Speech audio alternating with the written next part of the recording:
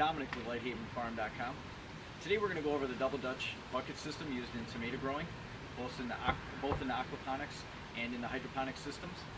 There's several components that go into creating this double Dutch system, and it's a soilless system using Perlite as opposed to any other type of medium.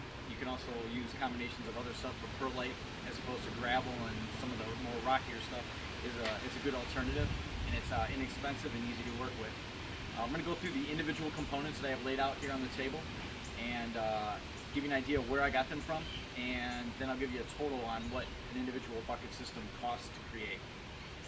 So I have a bulk pack of 5-gallon paint strainers, which keep the perlite in the bucket and don't allow it to get into the system and plug up the individual irrigation lines, which transport your fluid in and out of the bucket system. I have a bulk pack of 90-degree elbows purchased at Lowe's. The 5-gallon paint strainers were purchased in bulk on Amazon. They came in a 24-pack, which made them more affordable as well, and free shipping. These came from Lowe's, and these are a lot more inexpensive to purchase if you buy them in a bulk pack. In fact, I ended up buying two bags of them because of the amount of buckets that we're going to end up creating eventually. A bulk pack of grommets. They're a 3/4 inch rubber grommets. We have some oil, vegetable oil, extra virgin olive oil. We'll do just nothing petroleum based. You don't want to get that in your system. You're going to need a tape measure. We have a 1-inch hole saw, and I have a 2 and an 1/8 inch hole saw. I have a 3/8 inch drill bit, a Sharpie marker, 1/2 inch PVC conduit that I cut into 7-inch lengths, some sandpaper, protective safety glasses, of course. Got my drill, and then we have the buckets that we picked up really inexpensively at Walmart in their bakery department. They have an arrangement where they send these back to whoever provides their cake icing, and they get a small refund on them. But I was able to buy them at 90 cents a piece, and a 1 bucket system requires 2 of these, so there's only $1.80 into the buckets, and you get 2 lids. You're going to use 1 of those lids. So in total, for everything that we've gone over here, and the lengths of tubing, the PVC conduit in 1/2 inch comes in 10-foot lengths, so I priced it all out. I have about $7.72 into a finished bucket with the perlite inside. So compared to some of the commercially available systems that do the same thing and not any better, it's a significant savings. Alright, so let's begin the creation of the bucket. The first thing you're going to do is you're going to measure up 2 inches from the base of one of the buckets and mark it. Using the 1-inch hole saw, you're going to drill a hole. When you do this, be careful that you drill the pilot through, but then you're going to reverse the direction to actually cut the hole, and what it does is it creates a smoother edge and not as jagged. So it doesn't always go perfect, but you can see what happens. He ends up getting all these things. So if you flip the switch and go in reverse and cut in reverse, the hole it almost doesn't need any prepping at this point. Inside, a little bit of sanding, so that's where the sandpaper comes in. You're going to get inside the bucket and just sand off the rough edge.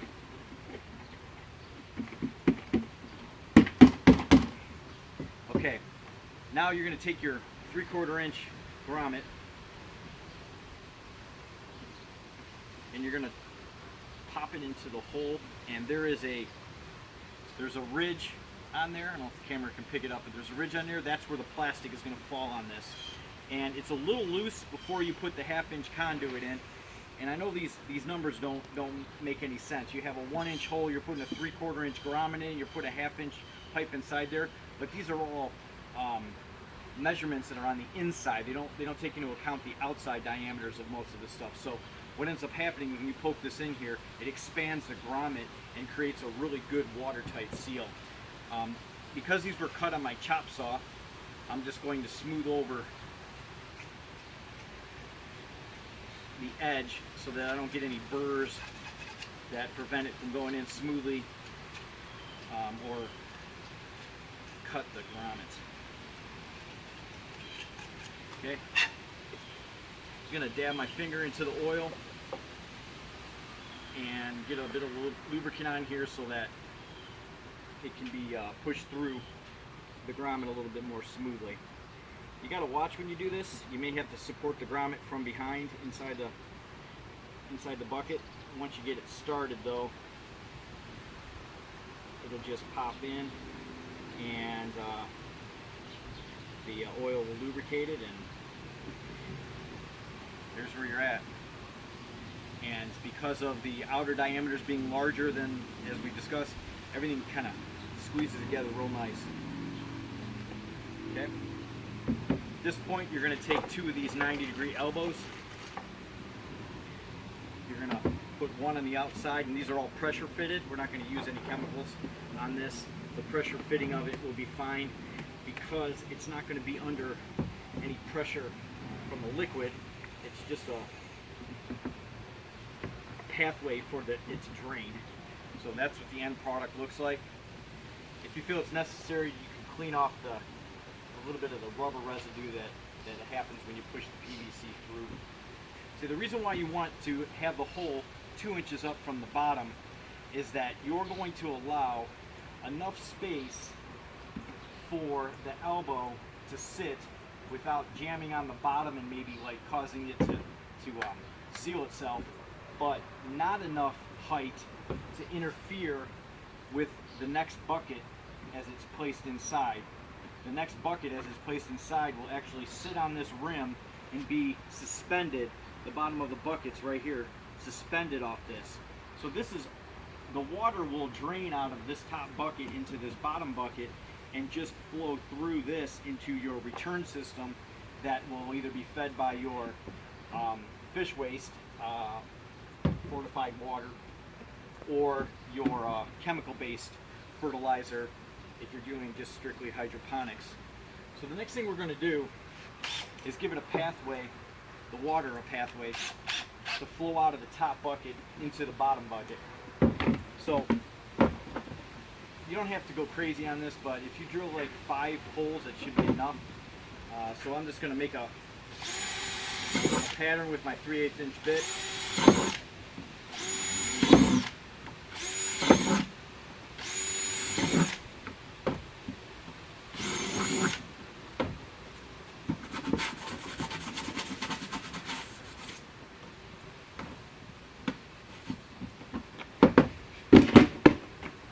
Okay, so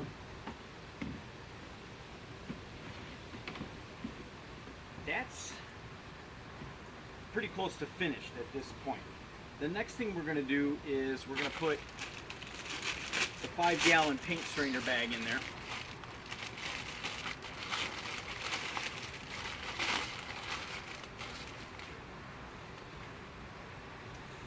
And I got these on Amazon in a 24 pack for $25.96, which makes them $1.08 each. The rubber grommets were purchased on Amazon again. I got 25 of them in a pack for $16.99, which is 67 cents each. Both of these are significantly less than what you'll spend if you go to Home Depot or Lowe's and try to purchase the same thing individually. Or in this case with a paint strainer, there's 2 to a pack, but it's still way more expensive. Okay, so now we're going to put the, a little bit too crazy. We're going to put the paint strainer on, push it down into the bottom, and we're going to go over to the Perlite. So Perlite is an expanded lava rock that's been superheated. It starts off sand-like, and then under superheating, it explodes and becomes highly porous. The only problem is when you get it in a bulk pack like this, which I have a friend that's in the landscaping industry and has an account with one of the local nurseries and garden supply. I was able to purchase these for about $13 for a 4 cubic foot bag, and I'm guessing that I can probably get 4 or 5 bucket systems filled out of one bag. The problem though is this stuff is it's dusty. It's unusual because it feels like it should be really heavy, like the white rocks that people put in landscaping, but it's not. It's almost like popcorn. It's highly porous, which is good. You want that for to support your bacteria and good bacteria and microorganisms that are involved with an aquaponic system. It gives them a medium to grow and help filter out your system and produce good nitrogen and whatnot. Do the conversion from the nitrates and the nitrites and all the other good stuff. But the problem is that it's really dusty. You don't want that really in your system. So you're going to put it inside the bucket, and you're going to water it down, and you can see how much mass or how much condensing that's occurred just in spraying it down with some water. So what ends up happening, and you see, it takes a little while here, it's really porous.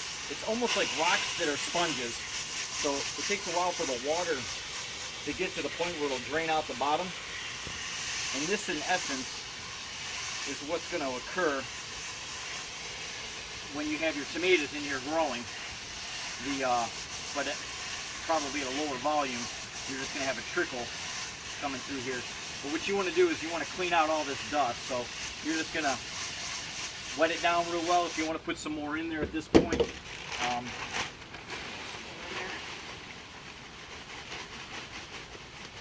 I overfilled the first one, so I'll make an effort not to do that again. So that's good. You can see the dust coming off of there.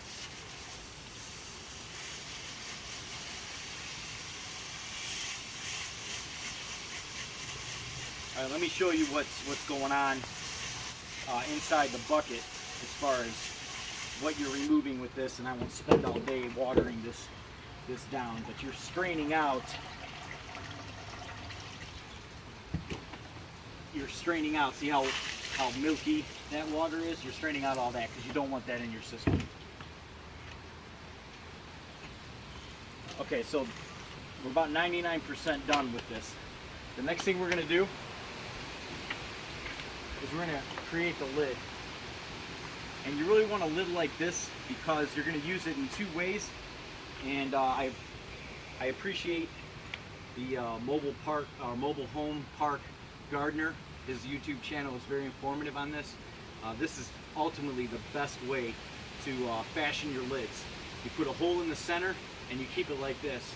What this allows you to do is come around, you're going to put your plant in here, come around the plant.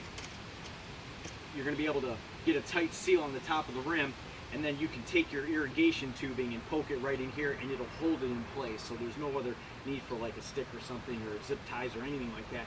It'll hold right in place and drain the good nutrients right to the plant, right at the base of the plant. So we're going to create this lid. It's pretty basic. You're going to take the 2 1/8 hole saw that I mentioned before. Do it off the edge of the table here. Put it in the center of the lid. I'm not reversing in this case because I really don't care if there's any burrs or anything on there. I can clean it up with the sandpaper. And that's, well, okay, so there's an arrow on my lid, but you don't really need to. Just try to center your saw. I put it on the chop saw, centered it on the arrow, came down with the chop saw, and created basically it's a saw blade thickness cut, and that creates the lid. So that's it. That's going to be, I guess, part 1 of the creation of the Double Dutch bucket system used for tomato growing. I think you can do zucchinis in there as well, and maybe even pepper plants. We're going to move on to part 2 in our next video, where I show you how to take a bunch of these and tie them into a return system, a feed system and a return system into a container, include the aeration and the pumping and that sort of thing. So I'll try to cover all that information and give you as much detail as I can so that you can go out and buy these things and create them on your own. I hope you found this video helpful. Please hit the like button and subscribe to us. We're doing things here in the urban environment in our backyard on a much smaller level in hopes of expanding to an 8-acre property and feeding individuals and showing them the glory and the blessings that we have been shown throughout the day and throughout our lives.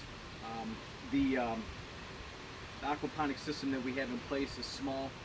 We hope to do something much larger. So we're going to have rows and rows and rows of this. And if you haven't got a chance, check out Mobile Home Park Gardener YouTube channel. He's got a system that we hope to duplicate, and a very informative YouTuber, and is willing to help you with a lot of different areas and a lot of things that he came across and what he's learned along the way. I found extremely helpful. So thank you. That's all for now. We'll see you in the next video.